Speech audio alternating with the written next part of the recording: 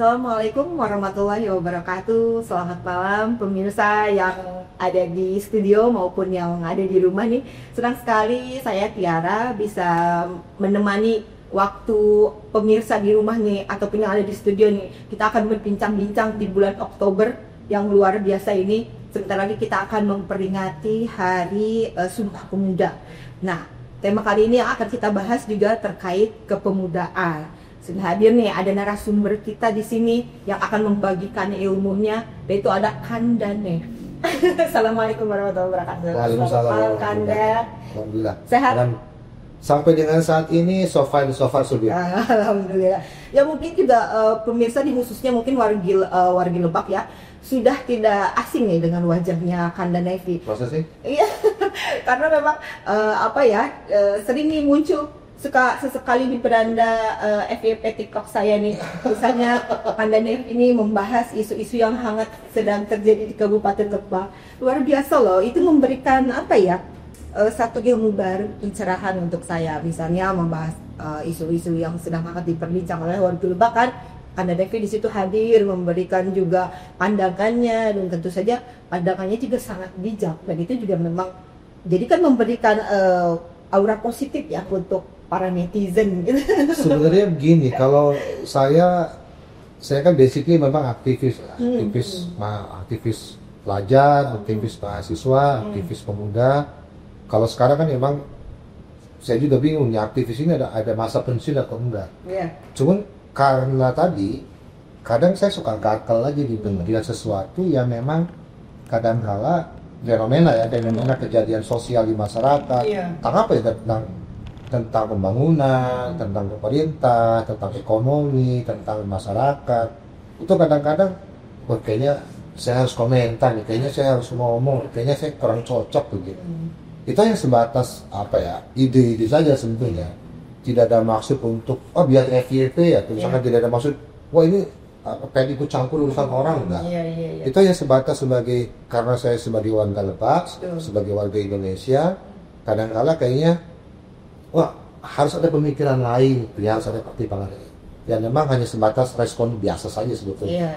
Tidak berharap apa, karena memang kalau berbicara media sosial, sebetulnya kan media sosial ini kan apalagi di era digital ini kan baru di tahun-tahun 2000-an ini kan.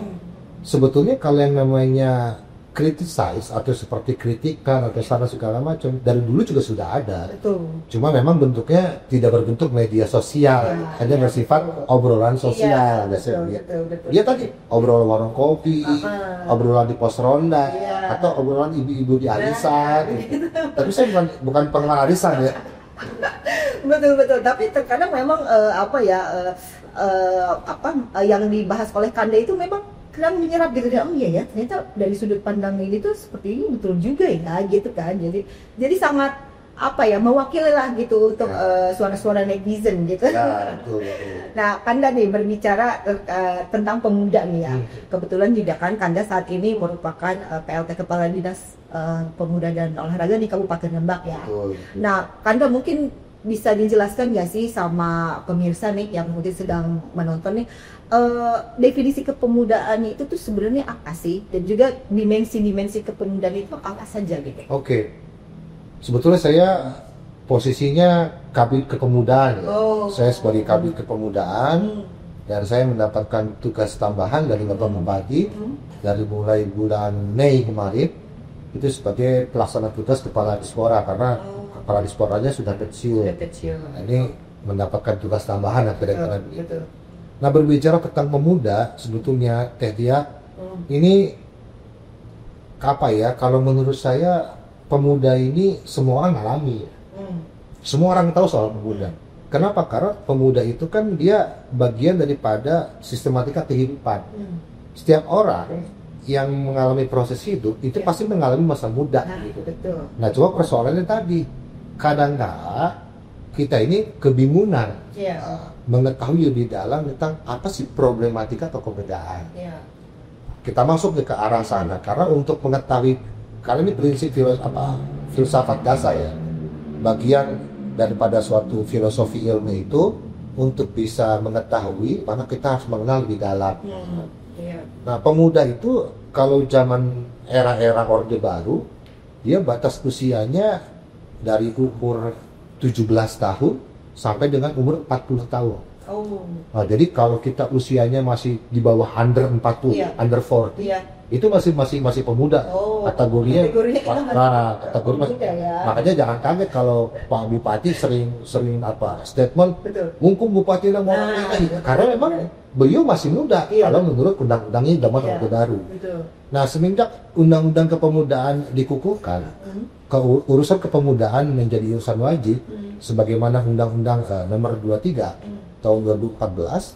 Nah, jadi harus kita pahami ternyata untuk definisi kepemudaan berdasarkan undang-undang yaitu dari usia 16 sampai dengan 30 tahun. Oh. Nah, jadi ada range-nya, ada range yang dikurangi ya, Iya, ada range yang dikurangi. Jadi usia 16 sampai dengan 30. Nah, berkaitan dengan dimensi kepemudaan. Betul. Ini menarik ya Teh Dian. Kenapa kepemudaan ini sebetulnya walaupun dia urusan wajib, tapi secara pekerjaan dia masih satu rangkaian dalam pendidikan. Nah, jadi jangan kaget, mungkin ini menarik ya. Iya. Kalau di Kabupaten Pandeglang, disporanya sudah dilebur tuh dengan Dinas Pendidikan. Jadi Disdikpora tuh kalau di Kabupaten Pandeglang. Dan pada era Orde Baru, kepemudaan itu masuk di Dinas Pendidikan. Namanya ada bidang terpisah namanya Bimudoran. Bidang kepemudaan dan olahraga. Nah, di Lebak ini dipisahkan tuh antara Dinas Pendidikan dengan Dinas Kepemudaan. Makanya tadi mungkin pemerintah Kabupaten Lebak berpikir kayaknya urusan pemuda ini harus lebih spesifik, jangan dikaitkan. Padahal kalau dari rumpun, dalam rumpun pekerjaan, Dinas Kepemudaan ini sebetulnya lebih efektif, lebih efisien jika dia kembali digabungkan dengan Dinas Pendidikan. Itu saran saja. Iya, justru Itu saran lebih saja. efektif Lebih gitu, efektif. kayak. Betul. Karena begini, urusan kepemudaan, urusan olahraga itu tidak akan lari dari usia 16-30. Yang padahal usia 16-30 itu adalah usia pendidikan gitu. Iya. Kalau kita mau cari brain solution ya, sebetulnya kalau berbicara tentang pemuda ya pasti berbicara tentang pendidikan. Nggak bakal keluar dari pendidikan karena itu akan di situ nanti treatmentnya. Iya. Kebijakan yang akan diberikan pemerintah itu tidak akan lari dari situ. Sekarang kita masuk ke ranah kepemudaan. Iya. Nah, ini menarik. Menariknya di sini. Kalau kita tarik keruknya antara pemuda dengan pendidikan, pendidikan itu kan dibagi di wilayah-wilayah. Dia ada pendidikan formal, ada pendidikan informal, ada pendidikan non formal. Formal, informal, Betul. non formal. Non formal. Jadi pendidikannya ada 3 tuh. Dia ada pendidikan informal, ada pendidikan formal, dan ada pendidikan non formal. Nanti di dalamnya masuk tuh kayak contoh misalnya pondok pesantren itu masuknya kemana, kemudian kursus-kursus itu masuknya kemana, lingkungan komunitas itu masuknya kemana, itu seperti itu. Nah, kita tarik lagi nih kepada filosofi dasar pendidikan. Filosofi dasar pendidikan itu dibagi 3 dimensi. Jadi ada ranah kognitif, ada ranah afektif, ada ranah psikomotorik. Nah, selama ini ya mungkin ini kebanyakan teman-teman banyak yang sudah tidak baca mengenai. Kalau kita pelajari itu sekolah itu KBM ya, apa disebutnya kegiatan belajar mengajar, itu hanya menekankan kepada ranah kognitif saja. Hafalan, seperti apa, betul. Jadi hafalan, nalar, segala macam. Kita perhatikan deh, dari kita mulai TK, ya, SD, SMP, SMA, itu pasti yang dihajar nih itu ranah kognitif. Betul. Semua memperkuat otak. Makanya ini menjadi menarik. Ada 2 dimensi yang harus juga seimbang. Karena tujuan dari pendidikan itu kan satu sebetulnya. Kalau kita mau belajar, kalau kita mau belajar lebih jauh, tujuan daripada pendidikan itu bagaimana si manusia itu bisa bermanfaat bagi dirinya di masa depan. Silakan. Semua berbicara pendidikan itu pasti ujung-ujungnya adalah bagaimana orang ini bisa survive di masa depannya. Betul kan? Betul. Sekarang Tia nih sekolah biar apa? Biar pintar. Kan nggak gitu. Tia sekolah buat apa? Biar bekerja. Nah, kontekstual bekerja ini kan supaya Tia bisa menghidupi diri Tia kan gitu. Betul. Kira-kira kan begitu pendidikan. Sekarang kalau kita mau ada kemana-mana ini kan endingnya adalah pendidikan itu mempersiapkan masa depan seseorang yang lebih baik. Iya, betul. Setuju. Itu saja sebenarnya. Iya. Nah, sekarang apa yang menarik ini apa ya, dimensinya mungkin ya. Pendidikan kita ini sekarang lebih fokus kepada ranah kognitif. Padahal kita lupa, pendidikan itu harusnya dia juga mencakup ranah afektif. Iya. Soal perasaan, soal karakter, Iya. soal rasa. Iya. Gimana rasanya ketika Anda ke guru ngelawan? Itu bukan kognitif, itu afektif. Oh. Bagaimana rasanya ketika Anda ketemu dengan orang tua, Anda tidak cium tangan? Ini kultur ya. Betul. Iya, iya. Itu kan bukan kognitif, Iya. itu efektif. Bagaimana ketika Anda melewati orang banyak mengucapkan permisi sambil menunduk, Iya. itu afektif, Iya, iya. tidak ada di kognitif. Kemudian pendidikan yang ketiga adalah tentang psikomotorik. Ini berbicara tentang struktur tubuh ini, kekuatan, kesehatan, segala macam. Nah, ini menarik ya Tia ya, dan ini harus diakui. Generasi muda kita ini yang sekarang kita bicara tahun 2025, Iya. kita ini dirusak pada tahun 2020 dengan COVID-19. Ya. Melalui COVID-19, pendidikan kita murni itu lebih cenderung kepada kognitif. Oh, iya. Tidak ada afektif, tidak ada psikomotor. Iya. Kemudian selanjutnya, anak-anak kita dipaksa nih dari mulai TK, dari mulai SD ini sudah megang gadget sini. Iya. Betul. Jadi apa ya, sekolah karena apa tidak ada ruang kelas, akhirnya mereka belajar secara digital. Iya, betul. Dan yang terjadi adalah guru ngajarnya itu semua nyimpen PR. Ya, betul, betul. Oh, nanti punya anak kan? Iya, Oke. betul, betul. Kebayang nggak anak kita setiap hari itu menerima PR dari guru nih. Iya, betul. Nah, misalkan satu hari ada 4 mata pelajaran, maka 4 PR harus dikerjakan. Iya, iya, betul. Luar biasa memang. Di zaman COVID tuh Kanda, justru malah kita juga sebagai orang tua terbebani loh Kanda. Maksudnya, ini anak yang sekolah, kenapa orang tua jadi pusing gitu kan? Ya karena memang itu ya, Iya. tadi jelaskan ya. Kita ini dirusak oleh satu keadaan. Dan anehnya lagi sekarang, mohon maaf nih dia. Zaman saya mungkin oke lah. Orang-orang bilang, oh generasi Anda ini generasi ortodok gitu ya, generasi tradisional. Oke, it's no problem. Nah, saya tidak masalahkan itu. Iya. Di era-era kami, itu yang namanya megang komputer, apalagi mengakses Google, itu sangat sulit. Iya. Anak sekarang, kembali nggak kreatif ya, karena semua megang gadget, PR apapun dia buka Google, Iya. PR apapun dia buka ChatGPT, ChatGPT. PR apapun dia buka Gemini, Iya, Gemini. sehingga semua bisa dikerjakan dengan cukup singkat. Iya, betul. Padahal kalau kita pelajari, karena mungkin saya basically sebagai dosen deh, Iya, jadi saya benar. kan sempat jadi dosen. Kalau kita baca makalah atau tulisan dari ChatGPT atau gini, itu ketahuan tuh nyontek. Kenapa? Karena narasinya ke narasi komputer Iya. dengan narasi kita itu Iya, berbeda. berbeda ya. Berbeda. Sangat berbeda ya. Betul. Iya. Makanya boleh diperhatikan ya, termasuk yang mungkin yang ASN Iya. ya. Kalau nanti dikasih tugas sama pimpinan, kamu bikin ini, dia pakai ChatGPT. Nah. Itu pimpinan pasti bakal ketahuan. Ah, ini kamu bikin pakai ChatGPT nih. Iya, gitu. iya, iya. Bukan dari konsep otak kamu. Iya, iya, Kan iya. gitu. Dari bahasanya juga berbeda ya kan Betul. dari itu ya. Betul. Dan ini jadi ini menarik ya, anak-anak muda secara dimensional, terutama di Kabupaten Lebak. Ini menariknya adalah ketika mereka tadi hanya dihajar pada sistem pendidikan formalitas gitu. Iya. Kegiatan belajar mengajar itu menurut saya tidak cukup, karena untuk membentuk karakter seorang pemuda secara dimensional itu tidak cukup dengan ranah kognitif. Sekarang boleh perhatikan, kita bersyukur ya, kita hidup di era ini Iya. di mana walaupun anak itu tidak prestasi dalam kelas, betul. mereka masih bisa masuk perguruan tinggi negeri ya, prestasi olahraga, Iya, betul. dan lain sebagainya. Tahfiz, Betul, gitu. tahfiz Ya, Quran gitu. Betul.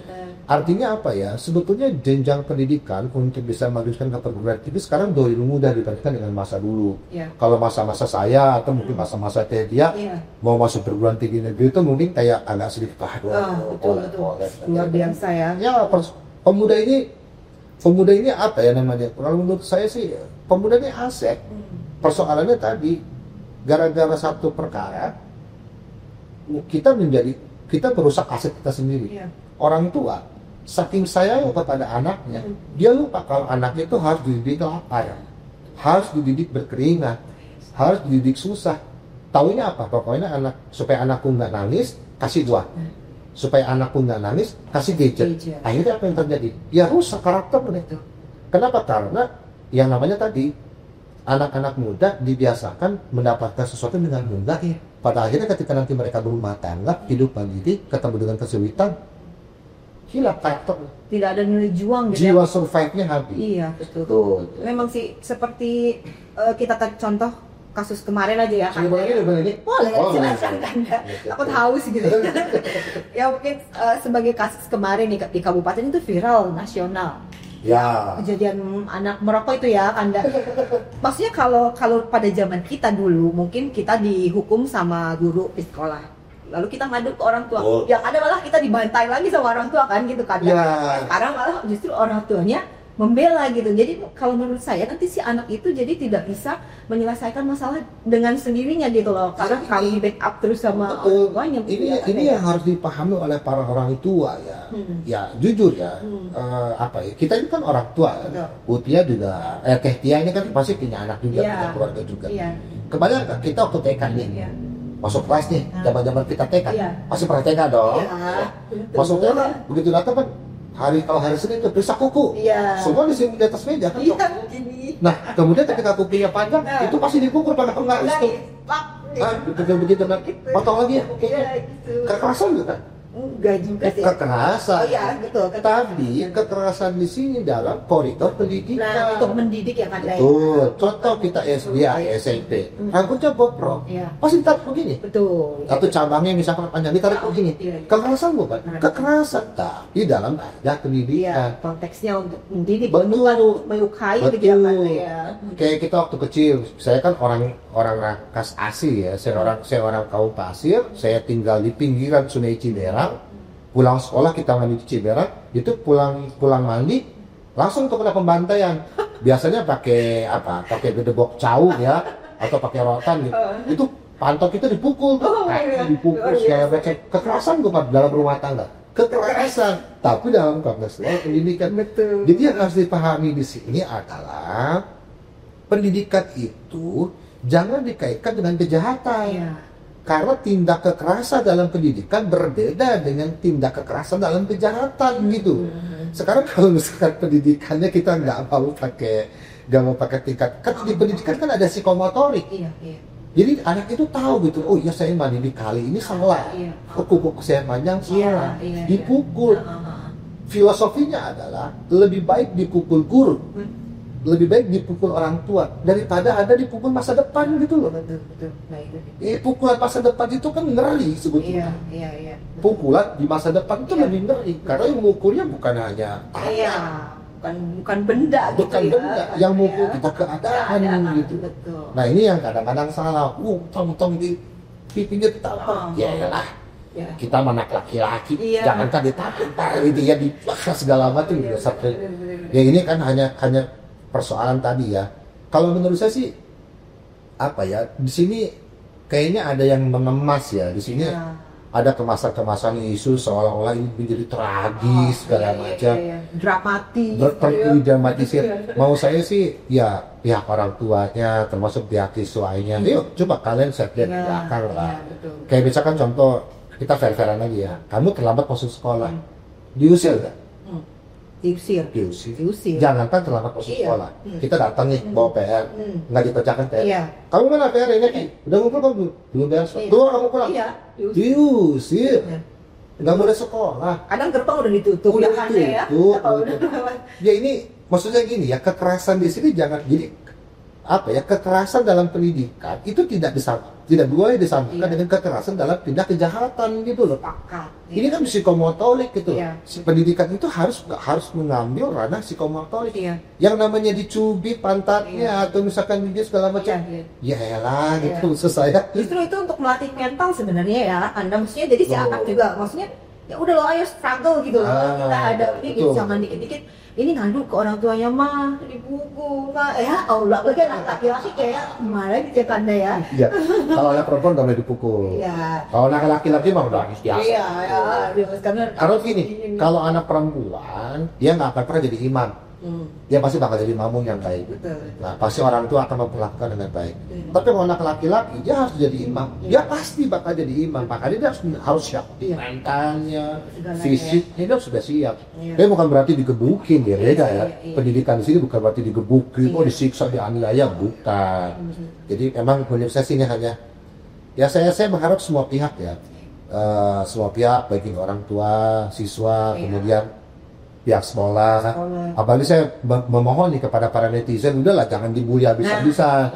Ini akhirnya kan di medsos sampai lulusan SMA Negeri 1 Cimaka ditandai masih terlalu berlebihan. Ditandai HRD kan juga.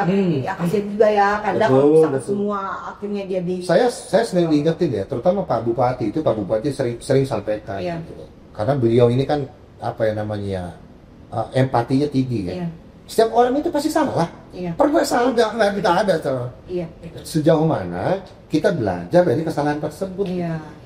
Nah ini bicara tadi dimensi kepemudaan ya Teti ya. Kenapa anak-anak muda ini sulit berkembang? Harus tahu nih. Harus tahu nih. Zaman sekarang apalagi ya. Betul.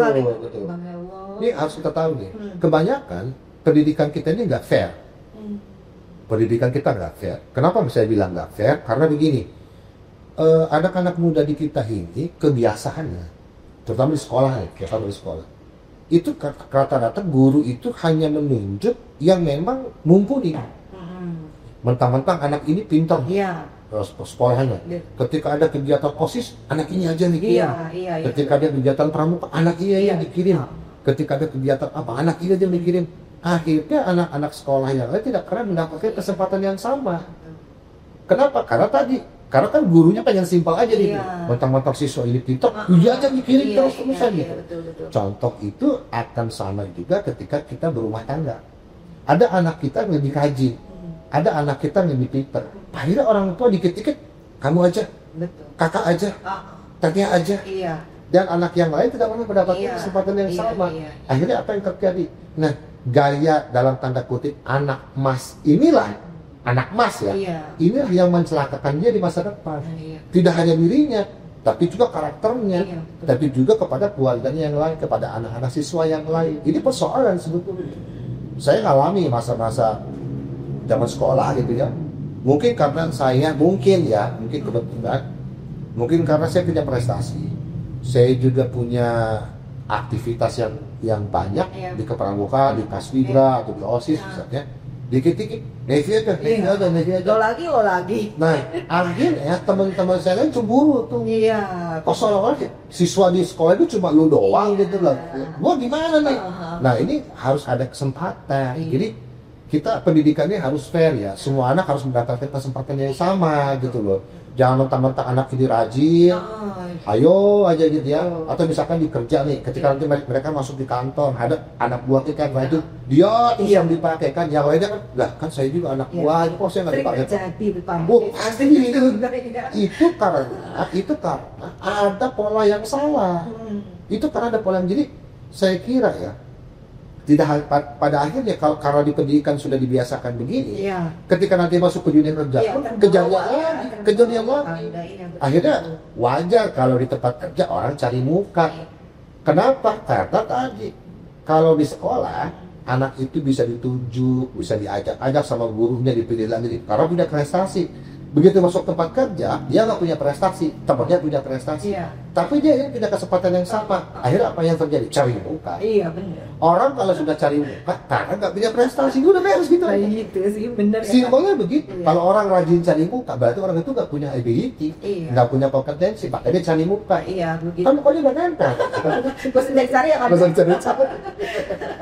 Nah kan nih berbicara tentang IPM atau Indeks Pembangunan Manusia. Seperti kita tahu nih, Kabupaten Lebak itu merupakan IPM-nya tuh paling rendah ya? Terendah ya, seperti Provinsi Banten ya. Nah itu gimana sih Kanda supaya maksudnya untuk mengatasi itu tuh bisa nggak sih kita tuh jangan terendah banget gitu loh Kanda gitu. Jadi begini Teti ya, kebetulan Teti kan di Diskominfo ya, jadi artinya kan lebih paham ya soal data-data seperti ini. Ini kan data-data statistik. Iya, data statistik. Jadi begini loh, kalau menurut saya ini hanya persoalan dari sudut pandang mana kita menilai. Ini masalah penilaian. Karena penilaian ini akan menjadi kunci kepada pemahaman. Kalau orang salah menilai, dia salah paham. Ya. Itu kan konsepnya kan begitu tuh. Oke. Iya betul. Jadi sekarang kita buka-bukaan. Di Kabupaten Lebak ini satu-satunya kabupaten kota seprovinsi Banten yang IPM-nya rendah. Oke, satu ya. Itu pemahaman dulu yang pertama nih. Iya. Yang kedua, Kabupaten Lebak ini satu-satunya kabupaten kota seprovinsi Banten yang memiliki masyarakat adat. Oh. Terutama suku Baduy. Betul. Oke? Iya. Terutama suku Sepakat, Baduy. iya. Betul. Betul. Nah, kemudian yang selanjutnya, Kabupaten Lebak ini satu-satunya kabupaten kota seprovinsi Banten yang luas hutannya lebih banyak. Luas, jadi kita ini banyak hutan lindungnya, Iya. banyak pegunungannya. Otomatis Kabupaten Lebak ini ada wilayah-wilayah yang tidak bisa dibangun infrastruktur. Iya. Kenapa? Karena harus menjaga konservasi alam, Iya. konservasi hutan. Iya. Nah, sekarang ini kita tarik. Karena apa hubungannya ini semua dengan IPM? Nah, ini kita tarik nih. Masyarakat Baduy itu nggak boleh sekolah, teh. Dia nggak boleh sekolah. Jadi mereka itu tidak akan masuk ke dalam. Jadi sampai kapanpun di Kabupaten Lebak, mau siapapun bupatinya, mau KDN jadi Bupati Lebak, mau Donald Trump mau jadi Bupati Lebak, yang namanya Baduy nggak mungkin sekolah. Iya. Tetap ya, tidak akan terjamah sampai ke situ. Nah, ya kan, ini saya kasih rumusnya. Untuk membentuk indeks pembangunan manusia, itu unsurnya 3. Yang pertama pendidikan, yang kedua ekonomi, oke? Yang ketiga ini kesehatan, oke? Iya. Nah sekarang gimana kita mau masuk ke tingkat pendidikan yang bagus, Iya. mau meningkatkan angka pendidikan daerah? Ya masyarakatnya Baduy terutama itu nggak sekolah. Iya. Mau gimana coba? Iya. Ya sampai kapanpun selama masyarakat Baduynya tidak mau sekolah, IPM kita nggak akan naik. Ya kan ya. Kenapa? Karena angka pendidikan kita tidak akan naik. Itu yang pertama. Kemudian yang kedua, bicara ekonomi. Pola pikir masyarakat ini kan si indeks pembangunan manusia dibuatnya sama UNDP kan, oleh PBB Ya. kan, United Nations Organization kan. Nah kita harus paham, bagi mereka yang namanya rumah tidak permanen itu orang miskin. Iya. Bagi mereka yang namanya rumah tangguh itu orang miskin. Iya. Betul. Bagi mereka yang namanya ada dinding tidak permanen, ada leit, Iya, segala iya. macam itu orang miskin. Orang miskin, betul. Jadi sampai kapanpun yang namanya masyarakat adat, baik itu di Baduy, baik itu di Kasukuan Cisuksa, baik itu di Kasukuan Citorek, masih akan disebut masyarakat miskin. Kenapa? Karena masyarakat rumahnya tidak permanen. Iya, Gitu. iya, Nah, betul. jadi sampai kapanpun kalau padahal itu kearifan lokal. Iya. Padahal itu kearifan lokal. Betul. Padahal kalau misalkan kita pahami orang-orang Baduy walaupun rumahnya tidak permanen, masih banyak. Udah gede kan, kalau saya kalah sama orang Baduy kan. Betul. Apalagi orang Citorek. Orang Citorek itu walaupun dia punya leit, rumahnya biasa saja, ekonominya mapan. Iya, Bos. betul. Ekonominya mapan. Justru lebih mapan di sana. Lebih ya. mapan di Citorek sebetulnya. Dibandingkan dengan- Kalau bicara ketahanan pangan, harusnya Presiden Republik Indonesia mencontoh masyarakat Iya, adat. iya. Karena masyarakat adat ini nggak pernah krisis pangan. Iya, betul. Mereka sudah punya sistem pangan sendiri gitu Iya. ya. Ya tidak perlu apa namanya ada treatment khusus. Iya. Tidak perlu ada satuan tentara khusus untuk ketahanan pangan gitu. Iya. Belajar aja ke masyarakat adat karena masyarakat adat lebih mumpuni masalah Iya, ketahanan pangan. betul. Kita harus akui itu ya. Iya. Akui. Itu kearifan lokal yang harus kita jadikan kebanggaan di Iya. Kabupaten Lebak. Iya. Nah jadi wajar kalau misalkan tadi saya bilang IPM rendah, IPM Kabupaten Lebak ini rendah di Provinsi Banten karena tolak ukurnya kepada Iya. angka secara kuantitatif, Iya. bukan kepada kualitatif gitu. Iya. Artinya kalau bahasanya Deus Dekker ya, kalau bahasa Deus Dekker dalam novel ya Seija Adinda, itu saya masih hafal Bu. Miskinnya orang Lebak itu nggak akan sama dengan miskinnya orang lain. Oh. Iya. Ini bahasa filosofis Iya. sebetulnya. Iya. Jadi kita ini menyukai kearifan lokal, kita ini menyukai kesederhanaan. Iya. Jangan dianggap miskin. Iya. Bukan berarti kita miskin. Oh, iya. Ya. Terus anak-anak kita walaupun tidak menyentuh ke perguruan tinggi, Iya. bukan berarti down. Iya, betul.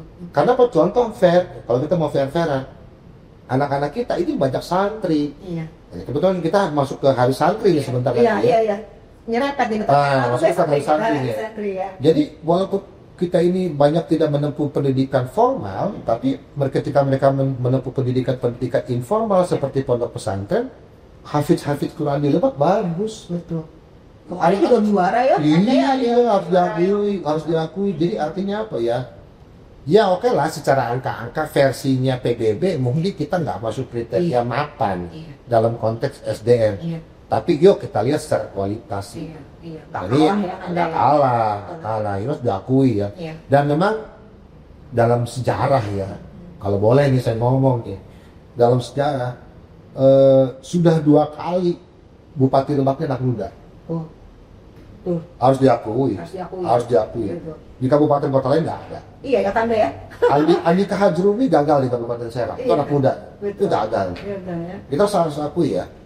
Yang ini terserah di masyarakat Banten mau percaya mau enggak. 2013 Iti Octavia jadi bupati itu usia muda. 2024 Pak Hasbi jadi bupati itu usia muda. Harus diakui. Artinya apa? Sebetulnya kita ini orang Lebak ini sudah punya apa ya, anak muda yang berkualitas. Dia sudah terbukti. Bahkan ketua DPR-nya Junaidi Bujarta itu mantan pengurus KNPI, anak muda. Kemudian diganti oleh Agil, terus Agil itu anak muda juga ya. Sekarang yang mana ini Juwita. Juwita ini udah perempuan, anak muda juga gitu. Jadi kalau berbicara kualitas anak muda, Lebak sudah membuktikan kepada sejarah. 2 kali bupatinya, walaupun kalau itu kan periode, mungkin Bu Iti yang 2 periode, Pak Hasbi baru mau mulai di periode pertama. Kita sudah 2 kali punya bupati anak muda. Lebak ini sudah 3 kali punya ketua DPR anak muda. Anak muda gitu. Suka atau tidak suka. Jadi secara kualitas anak muda di Lebak mah oke. Itu ya Tanda. Terlepas itu kan karena anaknya Pak JB. Oke. Sekarang kalau misalkan kita mau main opini, dinasti JB segala macam. Ya kalau memang masyarakat tidak suka kepada Pak JB, jangan dipilih. Iya, betul. Tidak akan usah dipilih. Menang ya. Nggak usah dipilih. Iya, betul. Simpel aja. Kenapa masyarakat masih memilih? Kenapa Bu Iti jadi bupati? Kenapa Pak Hasbi jadi bupati? Karena masih dipercaya. Masyarakat percaya. Sudah real gitu loh. Nggak bisa dibatalkan. Tidak bisa dibatalkan gitu loh. Sekarang kalau misalkan bicara dinasti, mohon maaf ya, dalam politik modern saya kira tidak ada dinasti. Kecuali kalau mau main kasar, dinasti itu di aturannya nggak boleh, dibikin boleh.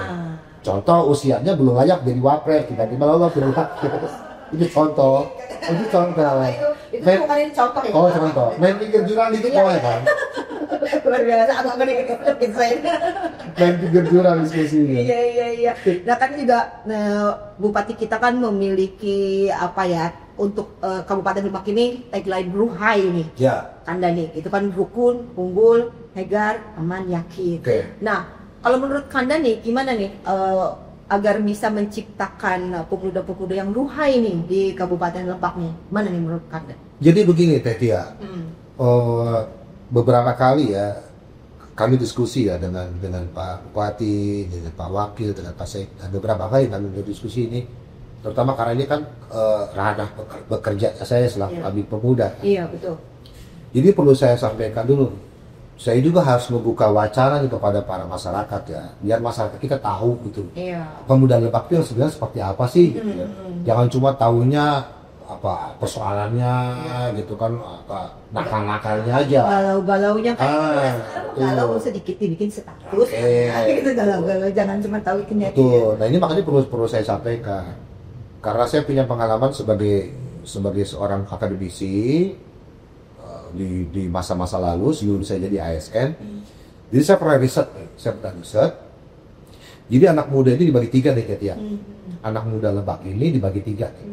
Jadi mereka yang lulus SMA, SMK, ini saya kategorikan 3. Yang pertama nih, kategori yang pertama. Kategori yang pertama, anak muda yang pintar. Anak muda yang pintar ini, dia akan sekolah ke perguruan tinggi negeri.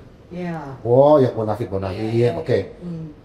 Kayak contoh misalnya masuk ke UI, IPB, ITB, Undip, Untirta, pokoknya perguruan tinggi negeri deh. Yang jauh prestasi ya, prestasi. Nah yang kedua nih, anak muda yang kaya. Yang orang tuanya mumpuni gitu, yang orang tuanya makan. Pewaris. Oh iya. Bukan perintis. Bukan. Ini orang tuanya makan. Ini pasti masuk yang swasta nih. Ya. Yang swasta terkenal. Iya. Kayak contoh Trisakti, kayak masuk Unpas, masuk Unpar, Berita Harapan, Borobudur. Pokoknya yang ini deh, yang bonafit deh. Jadi udah dua nih ya. Yang pintar masuk negeri, yang kaya masuk swasta. Yang ketiga. Apa deh yang ketiga nih? Yang ketiga ini udah nggak pintar, nggak kaya. Aduh, itu kategori sedih ya. Nggak sedih gitu, udah nggak pintar, nggak kaya. Itu fakta. Tapi ya memang ada. Silakan kalau misalkan omongan saya salah, dicek lagi, dibenerin. Tapi silakan gitu. Silakan gitu. Kalau mau kayak kalau kita mau bikin seminar nih, karena Nevi mau nggak buka seminar masalah ini, ayo saya buka, saya keluarin datanya semua. Nah, yang ketiga ini udah nggak pinter, nggak kaya nih. Mereka akan masuk swasta lokal. Saya nggak mau sebut nama perguruan tinggi ini. Iya. Khawatir nanti malah. Bukan khawatir dia apa yang namanya nanti suaminya Tetia kesinggung juga kan. Kurang modalin. Aduh bahaya. Jadi kita terus ini ya. Jadi udah nggak pintar, dia nggak kaya. Dia masuk swasta lokal. Oke. Kebayang nggak sama Tetia? Kalau yang pintar itu pasti akan kuliah di Bandung, di Jakarta, di Bogor, di Semarang, di Jogja, oke? Kalau yang kaya, dia akan kuliah di Jakarta, kuliah di Bandung, di Jogja, di Semarang, ya di Lampung, dan sebagainya. Ada dua tuh. Pemda Lebak ini, dia kebagian bahan baku yang nggak pinter dan nggak kaya. Bahan bakunya loh. Ya, bahan baku ini ya. Iya, bahan bakunya. Betul. Tugas Pemda. Nih, Pemda Lebak ini ngurusin yang ini. Karena kalau yang dia kuliah di Bandung, itu pasti diurusin sama Pemda Bandung. Kalau dia kuliah di Bogor, dia diurusin sama Pemda Bogor. Yang di Jogja akan diurusin oleh Pemda Jogja. Dia akan dididik dengan lingkungan pemerintahnya di sana. Nah, yang di Lebak ini jadi tanggung jawab di Dispora. Jadi tanggung jawab yang kami di Dispora. Gimana caranya, Nevi? Gimana caranya kamu di Dispora urusin ini yang nggak pinter dan nggak kaya supaya mereka bisa berdaya saing sama nantinya dengan yang pintar dan kaya. Iya. Bayang nggak? Saya ngebayangin ini agak sedikit mumet di kandang. Oh iya, kan tugas pemerintah. Ingat ya, masyarakat itu semua bayar pajak. Iya, betul. Masyarakat itu semua bayar pajak. Oke, setuju? Dan uang pajak itu digunakan oleh pemerintah untuk mesejahterakan masyarakat. Oke? Persoalannya ialah sekarang, kebayang nggak sama Tetia, kita kebagian bahan baku yang nggak pintar, nggak kaya, harus kita didik, harus kita format supaya 4 tahun ke depan jadi sarjana, jadi seorang anak muda yang mampu berdaya saing sama levelnya, harus setara levelnya dengan yang pintar, dengan yang kaya. Kebayang? Gimana tuh? Luar biasa kan? Jadi kadang-kadang gini ya, kadang-kadang orang ini taunya cuma ya, saya nggak nyalahin pemikiran orang. Kita ini sebagai seorang pendidik, oke lah, kita sebagai pemerintah, sebagai pendidik, nggak boleh menyalahkan pemikiran orang. Pemikiran itu lahir sebagai bukti originalitas diri seseorang. Jadi ketika ada orang yang ngeceng gitu ya, atau misalkan ngenyek gitu ya, apaan sih kerja Pemda? Apa sih kerja Dispora? Itu aja fasilitas olahraganya jelek. Boy, yang saya urusin ini bukan cuma fasilitas olahraga. Betul. Kita lagi ngurusin gimana caranya ini anak-anak muda yang kuliah di swasta lokal, yang nggak kaya dan nggak pintar, punya daya saing, punya prestasi yang nantinya bisa dibanggakan selevel dengan yang pintar, dengan yang kaya. Sekarang kita fair-fairan saja, kita harus fair-fairan. Pak Hasbi sering ngomong berkali-kali kepada saya, Pak Kabit, bilang saya bersyukur. Kenapa? Saya lahir dari keluarga yang mampu ya dalam hal ini, sehingga saya bisa sekolah dengan baik. Kemudian saya jadi anggota DPR RI, kemudian saya jadi bupati. Begitupun Bu Haji Iti ya, dia sekolah gitu kan, apalagi sekarang dia sudah doktor kan, kemudian dia jadi bupati, dia sempat jadi DPR RI. Nah, gimana caranya nih mereka yang lain juga mendapatkan kesempatan yang sama gitu. Artinya tugas pemerintah membuka dan mencetak anak-anak muda supaya punya peluang yang sama di masa depan. Iya, betul. Harus diakui. Iya. Maka tadi saya bilang, ini harapan kami ya tentunya, harapan kami pemerintah, kita butuh strategi besar gitu ya. Mohon maaf deh ya, kalau anaknya udah pintar, nggak usah diurusin. Iya sih, benar. Kalau udah pintar ya udah. Ya kayak diurusin, dia sudah punya prestasi, dia sudah punya masa depan dia sendiri. Iya. Anak orang kaya, bisa dia lahir dari keluarga mampu, ngapain Iya, diurusin? benar. Oh, Haris loh saya. Loh, Anda sudah punya biaya, Anda sudah punya duit untuk bagaimana Anda menemukan apa yang saya butuhkan nanti di masa depan. Itu kan cuma tinggal kembali ke dirinya Tekia.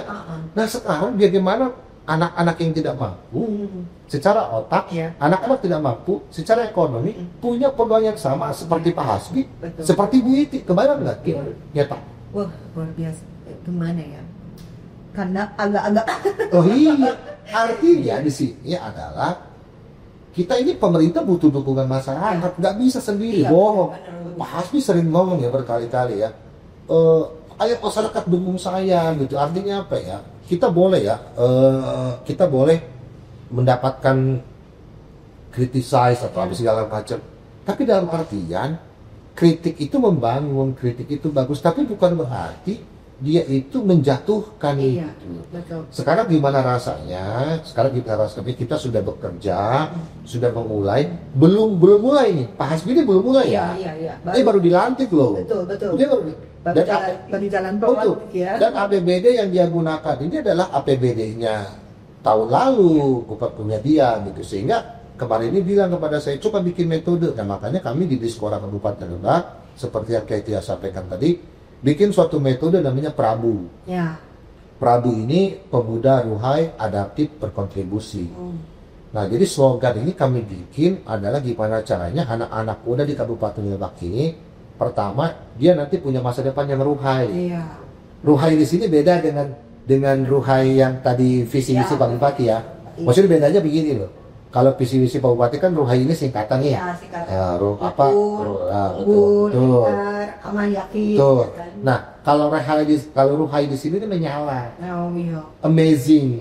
Menyala bangku. Nencral gitu. Jadi betul. Jadi kami berharap pemuda Lebak di depan siapapun.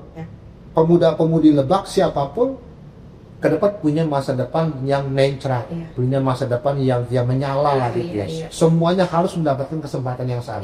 Itu satu. Makanya kita sebut ruhai. Ruhai ini kan kayak terang benderang kan. Gitu ya. Dan filosofi pendidikan kan terang benderang. Iya, betul. Betul kan? Betul. Makanya disebut guru itu pelita bangsa.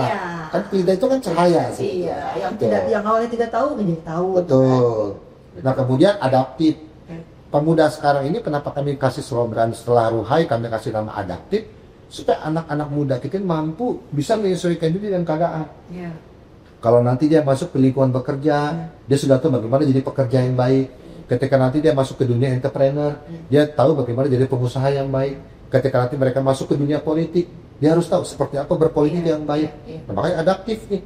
Jadi anak-anak muda kita mau disimpan dimanapun dia cepat menyesuaikan diri. Nah yang terakhir berkontribusi ini dia hampir kebanyakan ya. Yang mereka tahu protes itu cuma sebatas demonstrasi. Padahal yang harus kita ketahui adalah demonstrasi itu terjadi ketika sudah tidak ada jalur komunikasi. Selama masih bisa ditempuh jalur komunikasi, dialog publik, untuk apa demonstrasi? Betul. Jadi kalau kita belajar dari Orde Lama, Orde Baru, demo-demo itu terjadi ketika pemerintah atau pihak apapun itu menutup jalur komunikasi. Makanya keluar demo. Makanya dengan adanya program Prabu ini, kami pemerintah Kabupaten Lebak melalui Dispora Kabupaten Lebak akan menyiapkan strategi baru strategi baru untuk gimana caranya anak-anak muda nanti ini bisa lebih tergiat dalam mendapatkan opportunity meraih prestasinya, kira-kira begitu. Luar biasa ya. Lu Kanda, sebenarnya ini banyak ya yang masih dibahas. Cuman ini sayang. Masih gatel ya? Masih gatel. Cuman kan sayang kita terbentur dengan waktu nih Kanda ya. Mungkin di lain kesempatan lah kita bisa berbincang lagi. Mungkin Kanda closing statement nih dari Kanda untuk pemuda-pemuda di Kabupaten Lebak, apa ya, biar lebih termotivasi untuk menjadi pemuda yang kuat, yang lebih baik ke depannya. Kalau saya begini, untuk anak-anak muda di Kabupaten Lebak, ya sebentar lagi kita akan merayakan Hari Sumpah Pemuda. Jadi kita harus ketahui bersama ada alasan Allah Subhanahu wa taala kenapa kita lahir di Kabupaten Lebak. Lahir di kabupaten yang pas-pasan ya. Pas-pasan segala macam. Tapi percayalah, ketika Allah mentakdirkan kita lahir di Kabupaten Lebak, bekerja di Kabupaten Lebak, sampai nanti kita mati di Kabupaten Lebak, kita harus yakin, berprasangka baik kepada Tuhan bahwasanya Allah sedang menyiapkan ladang pahala dan surga kita di Kabupaten Lebak. Makanya anak-anak muda harus optimis, kita harus bangga jadi warga Lebak. Dan satu lagi, jangan pernah menjelek-jelekan nama Kabupaten Lebak, apalagi di mata dunia internasional. Hati-hati bermedia sosial. Iya, hati-hati. Jangan asal kalau ada berita-berita yang belum tentu kebenarannya, jangan langsung di ini ya, Kanda. Berpikir. Netizen cerdas. Iya, harus jadi netizen cerdas. Baik, terima kasih Kanda atas waktunya. Sami-sami. Semoga perbincangan kita ini banyak membawa manfaat ya, khususnya di kalangan muda-muda Kabupaten Lebak. Baik, terima kasih pemirsa yang sudah menyaksikan podcast kali ini. Semoga banyak manfaat yang bisa diambil dari perbincangan kita. Saya Tiara pamit undur diri. Wassalamualaikum warahmatullahi wabarakatuh. Selamat malam. Kanda, terima kasih.